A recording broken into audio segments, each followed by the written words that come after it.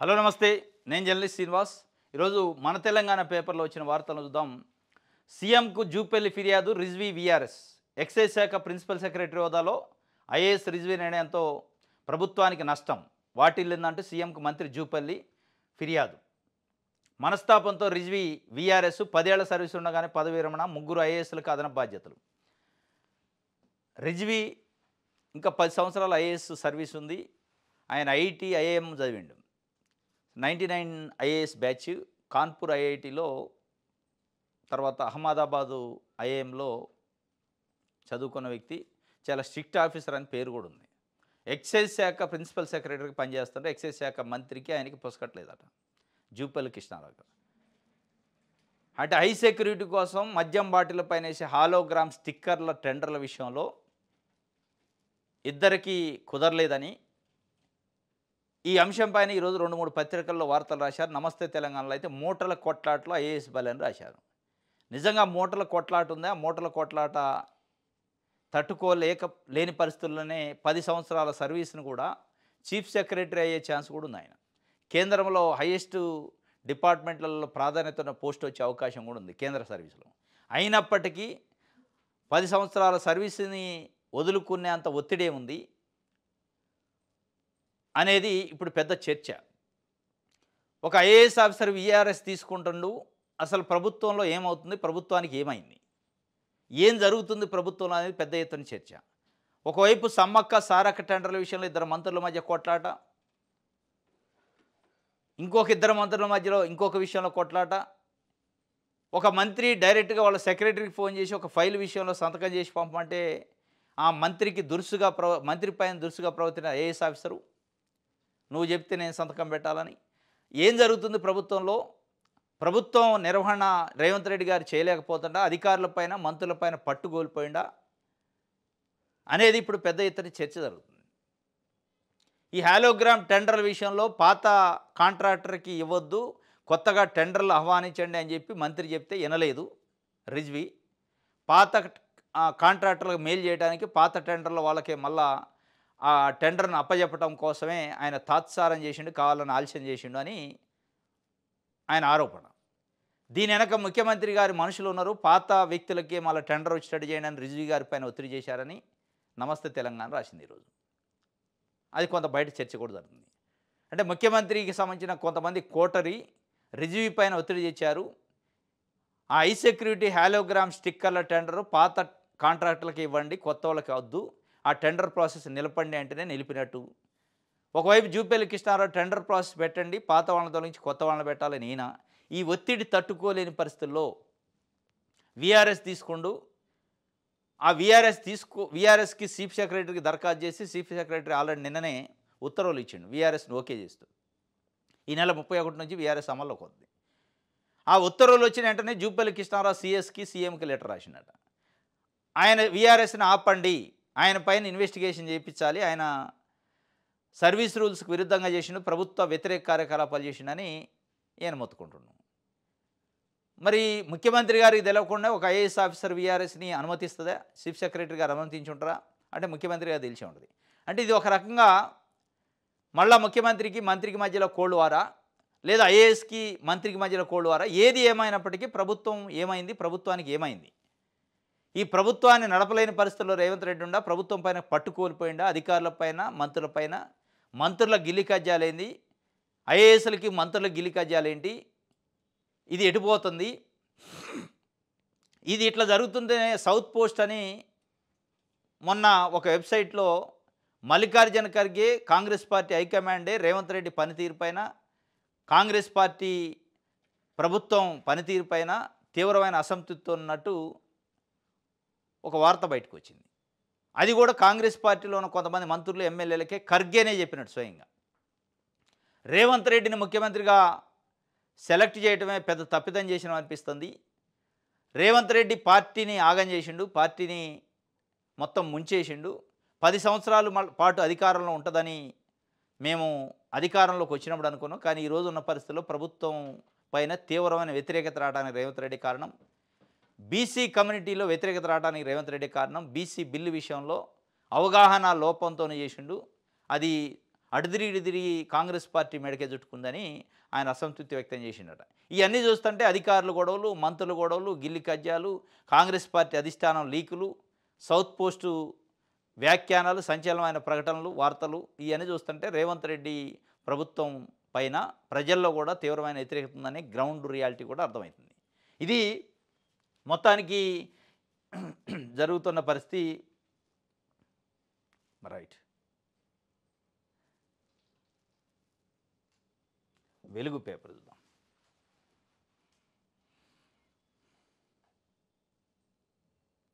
BC quota స్థానిక ఎన్నికల agenda. ఈరోజు కేబినెట్ సమావేశం ఉంది మధ్యాహ్నం 3 గంటలకి సెక్రటరియట్లో. న్యాయ నిపుణుల కమిటీ ఇచ్చే రిపోర్టు పైన ప్రధాన చర్చ అట. మంత్రులందరి అభిప్రాయాలకు తగ్గట్టు ముందుకు. ఏ న్యాయ నిపుణులు ఇచ్చినా ఒకటే ఇస్తారు. 50% క్యాప్ ఉంది. రిజర్వేషన్లో ఎస్సీ ఎస్టీ బీసీలు ఎవరికైనా ఇచ్చుకోండి మీరు రిజర్వేషన్లో 50% క్రాస్ కావద్దు అనేది సుప్రీంకోర్టు క్యాప్ ఉంది. ఆ సుప్రీంకోర్టు క్యాప్ని అధిగమించాలంటే ఒకటే ఒక మార్గం, పార్లమెంట్లో రాజ్యాంగ సవరణ చేసి 9th షెడ్యూల్లో ఇన్సర్ట్ చేయాలి. అది తప్ప మీరు ఏ కమిటీ చేసినా, ఎక్స్పర్ట్ కమిటీ, న్యాయ నిపుణుల కమిటీ ఏది వేసినా, ఏ రిపోర్ట్ ఇచ్చినా ఆ రిపోర్ట్లతోనే ఉపశమనం కాదు. కాబట్టి పంచాయతీ ఎన్నికలు ఎప్పుడు ఉంటాయి అనేది ఈరోజు మధ్యాహ్నం జరిగే క్యాబినెట్ మీటింగ్లో స్థానిక ఎన్నికల గురించి క్లారిటీ వస్తుంటున్నారు, కానీ క్లారిటీ వచ్చే అవకాశాలు లేవు. ఇది ఎప్పుడు జరిగే తంతే, ఏదో అయిద్ది, ఏదో జరిగిద్ది, ఏది జరిగేది లేదు, ఆడ జరగటానికి స్కోప్ లేదు. నవంబర్ 11 వరకు జూబ్లీహిల్స్ ఉప ఎన్నికలు అదే ఉంటుంది. అంటే దాని తర్వాత కూడా హైకోర్టులో పెండింగ్ ఉంది కేసు. అది నవంబర్లో వాయిదా ఉంది. అది నవంబర్లో వాయిదా కూడా క్లియర్ అయిద్దా, మళ్ళీ ఇంకొక వాయిదా అయిద్దా తెలియదు. హైకోర్టులో కేసు పెండింగ్ ఉండగా, బిల్లు రాష్ట్రపతి దగ్గర ఉండగా, ఆర్డినెన్స్ గవర్నర్ దగ్గర ఉండగా, ఎన్నికలకి మేము పోతాం, ఇక అవన్నీ ఫెయిల్ అయినాం కాబట్టి అవి చేయలేకపోతున్నాం కాబట్టి మేము చేసే ప్రయత్నం చేసినాం కాబట్టి పార్టీ పరంగా ఇస్తామంటే బీసీ సంఘాలు ఊరుకోరు. ఒకవేళ బీసీ సంఘాలు కిమ్మని ఊరుకుంటే బీసీ సంఘాలను బీసీలు ఊరుకోరు. అంటే ఎట్టి పరిస్థితుల్లో అంత ఈజీ కాదు. ఒకటి జూబ్లీహిల్స్ ఎన్నికలు అయిపోవాలి, ఇంకోటి కోర్టులో ఏదో క్లారిటీ రావాలి, ప్రభుత్వానికి క్లారిటీ రావాలి. ఇది జూబ్లీహిల్స్ ఎన్నికలు నవంబర్ 11 అడ్డంకే గాక హైకోర్టు కేసు అడ్డంకి, ఇంకోటి నైతికంగా కాంగ్రెస్ పార్టీ పైన ఇప్పటికే మల్లికార్జున ఖర్గే ఒక కామెంట్ చేసిండు. రేవంత్ రెడ్డి ప్రభుత్వం పైన బీసీ రిజర్వేషన్ల విషయంలో కాంగ్రెస్ పార్టీని దోషిగా నిలబెట్టిండు రేవంత్ రెడ్డి. అవగాహన లోపంతో దూకుడు చర్య వల్ల అని చెప్పి ఇప్పటికే అది ఒక అపవాదు మూట కట్టుకుంది. కాబట్టి ఇవన్నీ ఉండగా ఎట్టి పరిస్థితుల్లో ముందుకు పోయే అవకాశాలు లేవు. ఏదో క్యాజువల్గా పార్టీ పరంగా మేము 42% రిజర్వేషన్ ఇస్తాం, ఎన్నికలు పెట్టుకుంటాం అంటే అంత ఈజీ కాదు. ఇది మొత్తానికి కాంగ్రెస్ పార్టీ మెడకి యమపాశం లెక్క చుట్టుకుంది. బీసీ రిజర్వేషన్లో 42% స్థానిక ఎన్నికల్లో కామారెడ్డి డిక్లరేషన్ పేరుతోని కాంగ్రెస్ పార్టీ హైకమాండ్తో ప్రకటన చేయించి దానికి ఒక ప్రొసీజర్ ప్రకారం పోకుండా ప్రొసీజర్ను ల్యాబ్ చేస్తూ పోయిండు. అల్టిమేట్గా కాంగ్రెస్ పార్టీ దాంట్లో ముద్దాయిగా నిలబడే అవకాశం ఉంది. కాబట్టి ఎట్టి పరిస్థితుల్లో అది ఏదో క్లారిటీ వచ్చే వరకు హైకోర్టు నుంచి క్లారిటీ, లేదంటే ప్రభుత్వం హైకమాండ్ నుంచి క్లారిటీ, ప్రభుత్వం మంత్రుల అభిప్రాయము, లేదా ఇవన్నీ పక్కన పెట్టి ఎట్టి పరిస్థితుల్లో ఎన్డీఏ గవర్నమెంట్ పైన రాజ్యాంగ సవరణ కోసం గట్టిగా ఫైట్ చేయటం, ఈ ఈ ఆప్షన్స్లో ఏదో ఒకటి ఉంది తప్ప క్లారిటీగా ఎన్నికలు ఇప్పుడు జరుగుతాయని చెప్పే పరిస్థితి లేదు. ఇది ఎన్నికలకు సంబంధించి ఒక వార్త. నమస్తే తెలంగాణ చూద్దాం. రైట్. మూటల కొట్లాటకు ఐఏఎస్ బలి, ఎక్సైజ్ శాఖ ముఖ్య కార్యదర్శి రిజ్వీ వీఆర్ఎస్ వెనక బిగ్ భాగోతం. మూటల కొట్లాట కోసం ఐఏఎస్ బలి అయినట్టు వీళ్ళకి అర్థమైంది. ఇది నమస్తే తెలంగాణ రాసింది. ఇది వాస్తవం కూడా 10 సంవత్సరాల సర్వీస్ ఉంది ఆయనకి. 10 ఇయర్స్ సర్వీస్ని చీఫ్ సెక్రటరీ అయ్యే అవకాశం ఉంది ఆయన సీనియారిటీకి. లేదా కేంద్ర సర్వీసులో కూడా హై లెవెల్ పోస్ట్ వచ్చే అవకాశం ఉంది.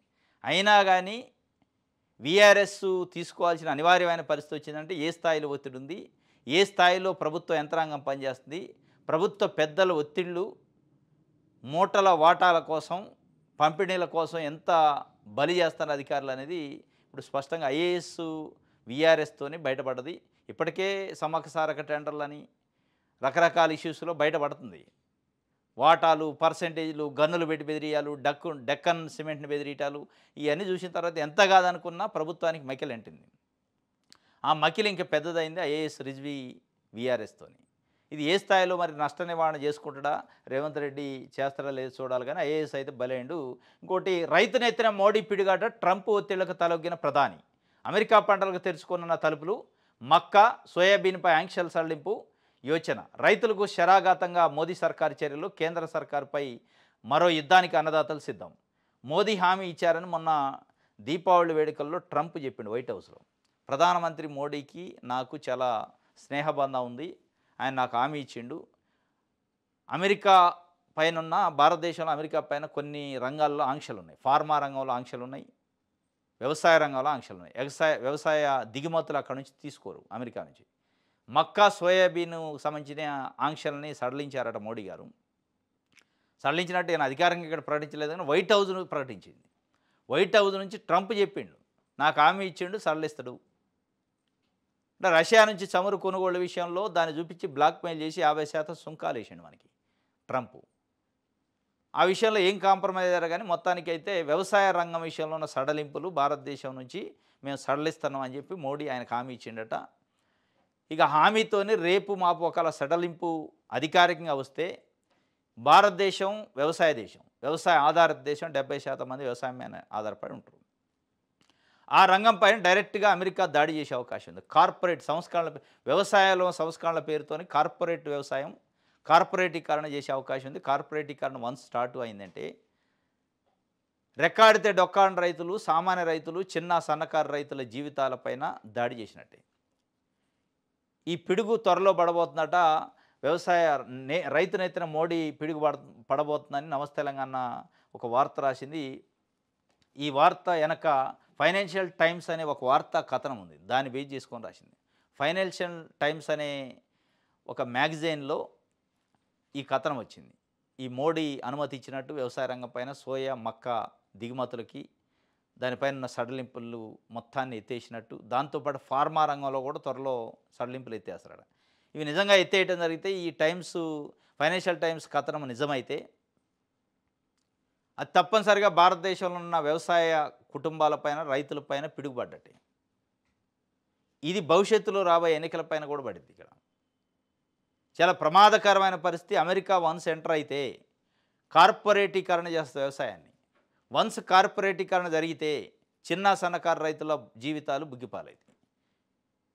ఇప్పటికే షాపింగ్ మాల్స్ పేరుతోనే పెద్ద పెద్ద షాపింగ్ మాల్స్ తెలిసి చిన్న సన్నకారు చిన్న చిన్న వ్యాపారస్తులు మొత్తం జీవితాలను బుగ్గిపాలు చేసినాయి. ఇగో ఇట్లాంటి కార్పొరేటీకరణ పేరుతోనే లూలు మాల్లని, డీ మార్ట్లని, వాల్ మార్ట్లని, ఈ మార్ట్లని, ఆ మార్ట్లని పెట్టి ఇది రేపు వ్యవసాయ రంగం పైన కూడా పడే అవకాశం ఉంది. ఇది ఒక వార్త. ఎక్కడ ఒడ్లు అక్కడే ఉన్నాయట. కోతలు వచ్చినా ప్రారంభంగానే కొనుగోళ్లు కేంద్రాలనే కేటాయించిన అధికారులు. కాంగ్రెస్ ప్రభుత్వంపై నమ్మకం సన్నగిల్లి ప్రైవేటుకు తెగ నమ్ముకుంటున్న రైతులు. మిల్లుల కేటాయింపులో మేనమేషాలు. బోనస్ సొమ్ముకు ఎగనాం పెట్టేందుకే కొత్త ఎత్తుగడ అంటున్న అన్నదాతలు. సన్నవడ్లపై బోనస్తో కలిపి కింటాకు 800 వరకు నష్టపోతున్నామని ఆవేదన. ఎక్కడ ఒడ్లు అక్కడే ఉన్నాయి, ఎక్కడ మంత్రులు అక్కడే ఉండరు, ఎక్కడ పంచాయతీలు అక్కడే ఉన్నాయి.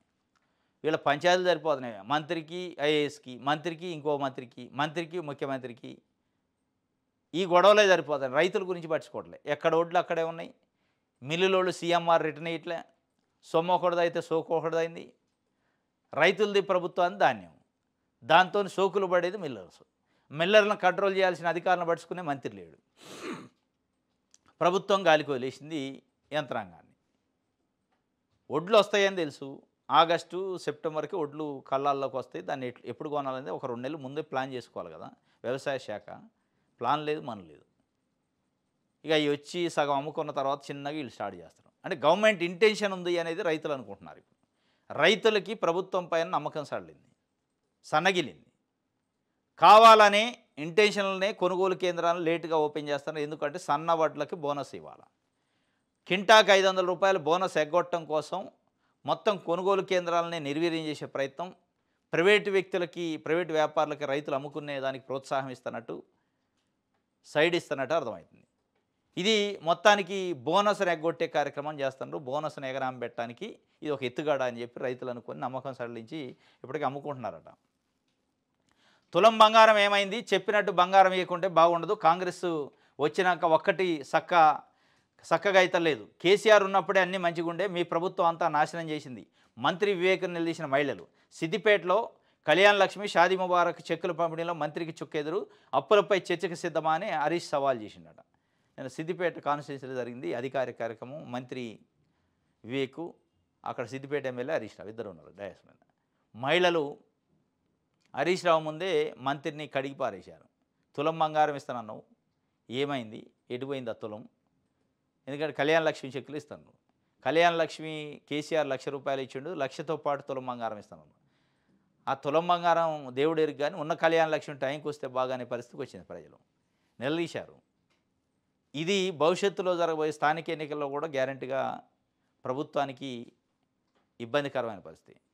దీంతోపాటు మహిళలకు ఇస్తున్నాను 2,500 పైన కూడా మహిళలు నిలదీసే అవకాశం ఉంది భవిష్యత్తులో జరగబోయే స్థానిక ఎన్నికలు కావచ్చు, మున్సిపల్ ఎన్నికలు కావచ్చు. కాంగ్రెస్ పార్టీ నాయకులు కార్యకర్తలు ఇళ్ళకి పోయి ఓటు అడిగితే ఫస్ట్ క్వశ్చన్ అదే ఉంటుంది. ఎందుకంటే 6 గ్యారెంటీలు 100 రోజులు అమలు చేస్తాం, దాంట్లో 2,500 కూడా ఉంది. మహిళలకు ఇచ్చే 2,500 దాన్ని గాలికి వదిలేశారు.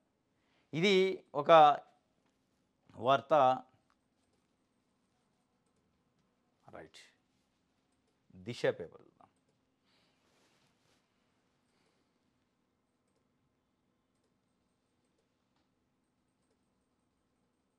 ప్రియుడితో కలిసి భర్త హత్యట. వివాహేతర సంబంధానికి అడ్డు వస్తున్నాడని మద్యం తాగించి మర్డర్ చేశారు. పెట్రోల్ పోసి దహనం. సీసీ కెమెరాల ఆధారంగా కేసు చేయించిన పోలీసులు. వివరాలు వెల్లడించిన కామారెడ్డి ఎస్పీ రాజేష్ చంద్ర. వివాహేతర సంబంధానికి అడ్డొస్తున్నాడని ఓ మహిళ తన ప్రియుడితో కలిసి భర్తను హతమార్చింది. అయితే భర్తకు ముందుగానే తన భార్య వివాహేతర సంబంధం గురించి తెలిసి వేధిస్తుండటంతో భర్తను అడ్డు తొలగించుకోవాలని భార్య ప్రియుడితో కలిసి కుట్ర పన్నింది.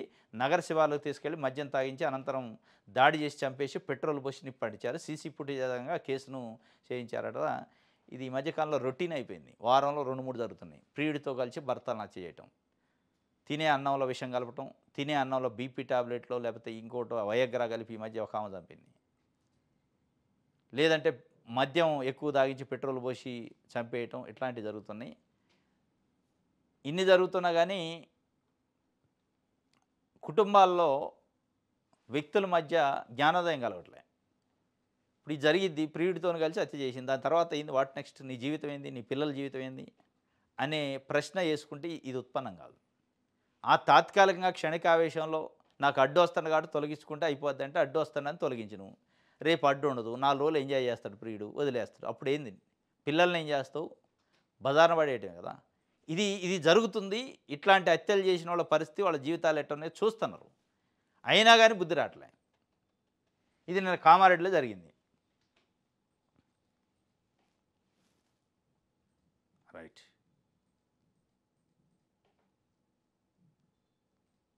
కేబినెట్ వద్దన్న చెక్ పోస్టులు మూసివేతపై 3 నెలల కిందట మంత్రివర్గం నిర్ణయం, ఇంకా కొనసాగింపుపై సీఎం ఆగ్రహం. రవాణా శాఖ తీరుపై సీరియస్, మూసివేయాలని అధికారులకు ఆదేశాలు. వెంటనే రవాణా శాఖ ఉత్తర్వులు. మౌఖిక ఆదేశాలతో ఇంతకాలం కొనసాగింపు. పెద్ద ఎత్తున ఆర్థిక ప్రయోజనాలు పొందినట్టు రిపోర్టు. ముఖ్యమంత్రికి అందిన ఏసీబీ నివేదిక. అంటే మొత్తం క్యాబినెట్ కూర్చొని మాట్లాడి క్యాబినెట్ వద్దన్నా కానీ 3 నెలలు పట్టిందంటే చెక్ పోస్ట్ని ఎత్తేయటానికి. అంటే ప్రభుత్వం పైన, ప్రభుత్వం అధికార యంత్రాంగం పైన ప్రభుత్వం ముఖ్యమంత్రికి ఏ స్థాయిలో పట్టుంది దీన్ని బట్టి అర్థమైంది. క్యాబినెట్ 3 నెలల కింద డెసిషన్ తీసుకుంటా ట్రాన్స్పోర్ట్కి సంబంధించి చెక్ పోస్టులు ఎత్తేయాలని. ఎత్తేయకుండా అధికారులు వాళ్ళు అడ్డాలు పెట్టుకొని దోపిడీ చేస్తారట. మరి ప్రభుత్వం ఏం చేస్తుంది, రవాణా శాఖ మంత్రి ఏం చేస్తుండ్రు, దాంట్లో ఉన్న పై స్థాయి అధికారులు ఏం చేస్తుండ్రు, క్యాబినెట్ తీసుకున్న డెసిషన్కి విలువేముంది అంటే దీన్ని బట్టి ఏంటంటే రేవంత్ రెడ్డి గారికి ప్రభుత్వం పైన, యంత్రాంగం పైన ఏ స్థాయిలో పట్టుంది, పట్టు ఎంత మేరకు కోల్పోయిండు అనేది దీన్ని బట్టి అర్థమవుతుంది. ఇప్పటికైనా జ్ఞానోదయం కావాలి రేవంత్ రెడ్డి గారికి. ప్రభుత్వం పైన పట్టు సాధించే చర్యలు చేపట్టండి. మీరు పొద్దున్నలేతే రాజకీయాలు చేస్తే ప్రభుత్వం పరిపాలన ఇది వేరే ఉంటుంది. ఇది మొత్తానికి 3 నెలల క్రితం క్యాబినెట్ చెప్పిందట, అయినా దాన్ని పాటించలేదంటే ఏ స్థాయిలో దీంట్లో మూటలు ముట్టిని, ఏ స్థాయిలో అవినీతి ఉంది, మరి రవాణా శాఖ మంత్రి పొన్నం ప్రభాకరు పాత్ర ఏంది అనేది కూడా ఆయన చూసుకోవాలి.